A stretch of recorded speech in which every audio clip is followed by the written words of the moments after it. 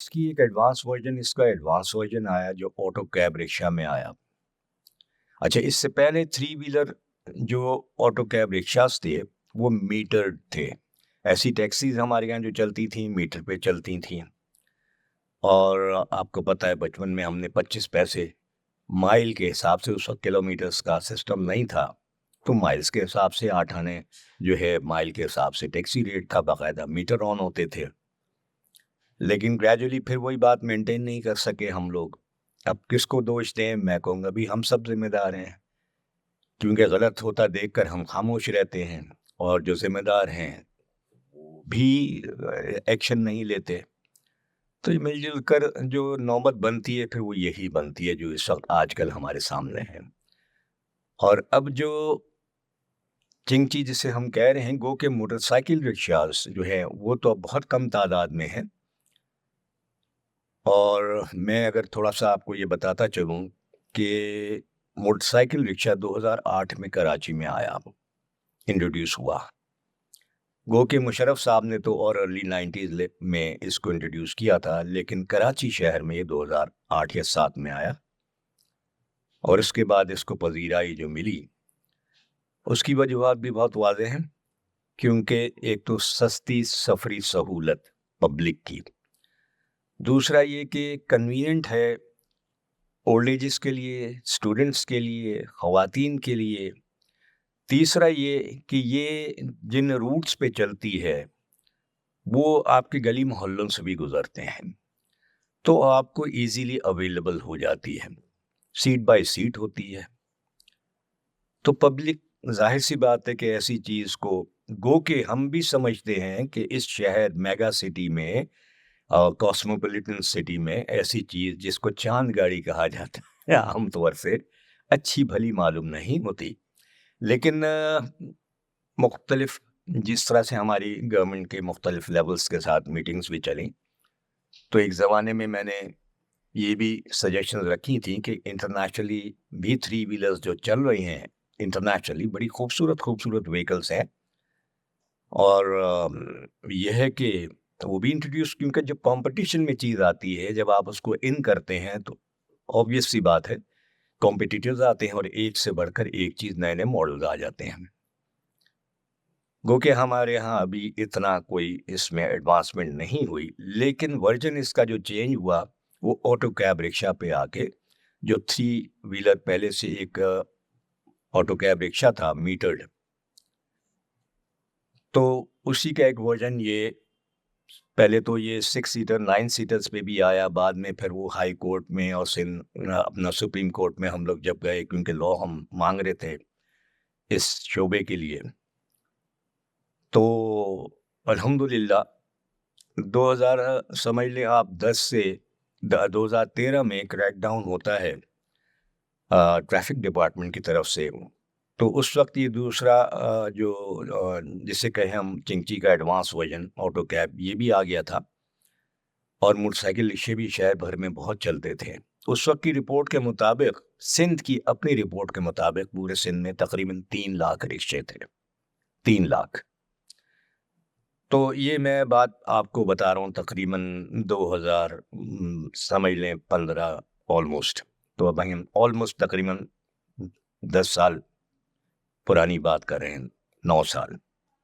तो अब आप अगर मल्टीप्लाई करें तो ज़ाहिर-सी बात है आबादी का बढ़ना, और उसमें फिर रोज़गार का अगर हम इससे ताल्लुक़ करते हैं, तो ये गरीब की सवारी, चलाने वाला भी गरीब, कमाने वाला भी गरीब, बैठने वाला भी गरीब।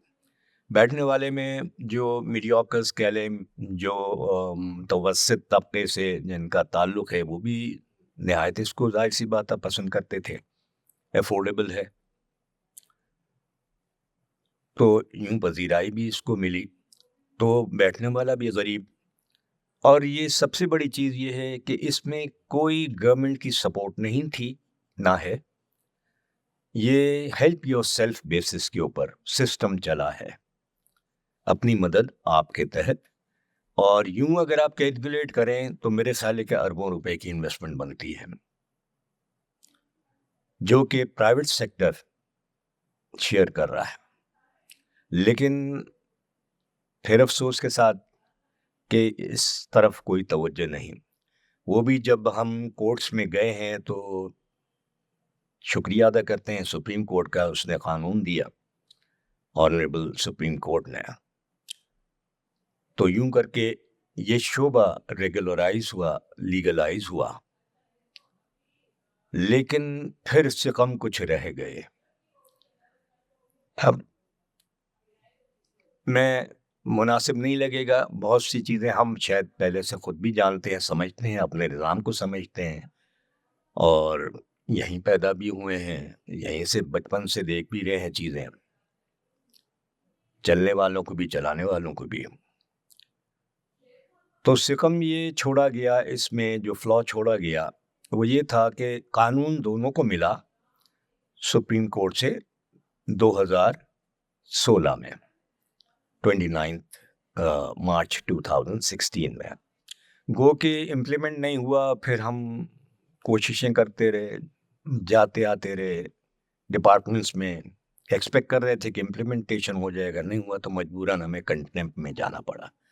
जब कंटेम्प्ट में गए तो फिर समझ सकते हैं आप भी कि फिर आगे तो मामलात बढ़ने थे। तो खैर मामलात बढ़े और इम्प्लीमेंटेशन हुआ, लेकिन कुछ से कम छोड़ दिए गए। उसमें 2-3 चीज़ें हैं। एक तो ये है कि मोटरसाइकिल रिक्शे को, जैसा कि वैगन्स चलती हैं डेजिग्नेटेड रूट्स, यानी मखसूस एक इलाका उस एरिया से गुजरता है या उन रोड से उस रोड से गुजरता है और वो रोड से होता हुआ अपना एक बुरा चक्कर करके वो वापस आता है और जगह जगह फिर उसके स्टॉप्स होते हैं मखसूस रूट्स के ऊपर। और दूसरा सिस्टम हमारे यहाँ ये है कि ये समझ लें कि जिसे हम कहते हैं जनरल, यानी एक तो route specified designated route permits, ठीक है, ये कानून एक अलग है, और एक जनरल परमिट्स हैं रूट के रोड में उतरने का कानून, जिसे हम कहते हैं कि रोड में उतरने का कानून मौजूद है ऑटो कैब के ऊपर। ऑटो कैब के पास व्हीकल भी अप्रूव्ड है, सब कुछ है, ठीक है, स्पेसिफिकेशंस के ऊपर है। मोटरसाइकिल रिक्शा भी as per specifications government approved, जो भी इदारे डिफरेंट इसमें होते हैं। लेकिन इसका थोड़ा सा मसला ये आया कि इसको डेजिग्नेटेड रूट्स पे नहीं दिया गया, इसको जनरल परमिट पे दिया गया। हमसे उस वक्त जिम्मेदारों ने कुछ ये कहा इस अंदाज से कि साहब ये जो है वो फैमिली व्हीकल है, तो आप ऐसा करें 2 व्हीकल साथ चला लिया करें। एक जो है वो जिसमें कि फैमिलीज बैठ जाएं, क्योंकि उस वक्त उन्होंने जो सिस्टम दिया था सीटिंग अरेंजमेंट, ये भी बड़ा एक इंटरेस्टिंग है, क्योंकि ये चीज़ भी कानून में मौजूद है कि सीटिंग अरेंजमेंट क्या होगा, स्पेस कितनी होगी, लेग स्पेस कितनी होगी, सारी चीज़ें। बहरहाल तो इसलिए स्पेसिफिकेशन जब मैं कहूँगा तो वो ऑब्वियसली सब चीज़ें आ जाती हैं। तो वो इस तरह से दिया था कि जैसे हम आमने सामने फेस एक दूसरे को करें। तो हमने ऑब्जेक्शन किया कि भाई ये तो मुनासिब नहीं है कि लेडीज़ बिल्कुल इस तरह से आमने सामने जेंट्स के बैठे हों और पैर भी टकराएं। तो जिसके जवाब में उन्होंने कहा नहीं, फैमिली मतलब रिक्शा कहा जाए इसको। लेकिन आपको पता है फैमिली रिक्शा इस तरह से पब्लिक में तो पॉसिबल नहीं था। हाँ, वैसे हायर करते हैं जो 2 सीटर है, 3 सीटर रिक्शा जो कहलाते हैं। खैर गर्जी के इसको कानून जो दिया वो 1+4 का दिया दोनों टाइप्स को, मोटरसाइकिल रिक्शा एक टाइप और ऑटो कैब रिक्शा दूसरी टाइप, दोनों 1+4 यानी ड्राइवर प्लस 4 पैसेंजर्स। ये तो कानून है। लेकिन डेजिग्नेटेड रूट्स और जनरल, यानी परमिट जो है डेजिग्नेटेड रूट्स का, और एक ऑटो कैब के ऊपर है परमिट जनरल रोड का। अब प्रॉब्लम्स ये आ रही हैं कि आवाम की पजीराई में, आंसर तो ज़रा लंबा हो रहा है लेकिन थोड़ा सा आपको भी आइडिया हो जाए। तो पहली साहब ज़्यादातर लिरिक्स में चढ़ते हैं और मुझे ये बताइए कि जो इसकी कहानी ऐसे जी। जब ये क्रैकडाउन होने के बाद आप ये बताइए कि क्रैकडाउन कब हुए, ठीक है, और उसके बाद क्या टाइमलाइन है? जी, जी, जी, जी। जी, जी, जी। जी, जी। और कानून जो आए वो क्या कानून है? जी, ठीक। ठीक है।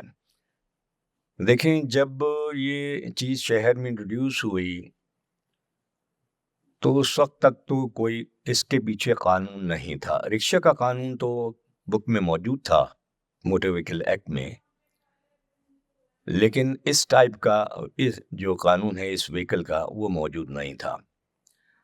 तो 2000 जब 13 में क्रैकडाउन हुआ इन रिक्शों के खिलाफ, तो सारे रिक्शे हमने फिर प्रेस कॉन्फ्रेंस की और अनाउंस किया कि स्टॉप कर दिया जाए। कि कानून पसंद ऑब्वियसली कि जब एक चीज़ अलाउ नहीं कर रही कोर्ट, तो हम ज़बरदस्ती नहीं कर सकते। हमने डिक्लेयर कर दिया कि स्टॉप कर दें।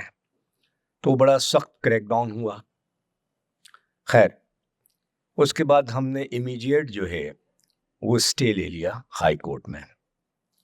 तकरीबन 2.5 साल वो हमारा हाई कोर्ट में केस चला। ऑल्दो उस वक्त शहर के हालात गो के जो भी थे सबके सामने, यहाँ पे जो निज़ाम जिस तरह से था, शहर का एक ख़ास माहौल था, उस माहौल की बात मैं कर रहा हूँ। तो जब फाइनल जजमेंट आई हाई कोर्ट की, तो उस तनाज़ुर में जबकि फाइनल हियरिंग में मैं मौजूद था और हम बिल्कुल ये समझते थे कि ये केस हम जीत गए, लेकिन फैसला बरखिलाफ आया और वो भी होल्ड किया गया उसको फैसले को, और उसके बाद कुछ दिन बाद वो हमें चैम्बर में सील्ड एनवलप दे दिया गया। खैर, अब हमारे सामने 2 रास्ते थे कि इसको किस तरह से कंटिन्यू कराया जाए। कि या तो हम सुप्रीम कोर्ट में जाएं या आउट ऑफ कोर्ट, 3 रास्ते थे बल्कि, आउट ऑफ कोर्ट सेटलमेंट करें या हाई कोर्ट में रिव्यू में जाएं। तो फिर हमने मुख्तलिफ मशवरे किए, मुख्तलिफ वकला से, बड़े वकला से भी कुछ, फिर कुछ हमने डिस्कस किया पॉलिटिकल पार्टीज से भी, मिनिस्टर्स से भी, कि क्या होना चाहिए, क्योंकि ये मैटर था एक पब्लिक इंटरेस्ट का और बहुत ज़्यादा पब्लिक इसको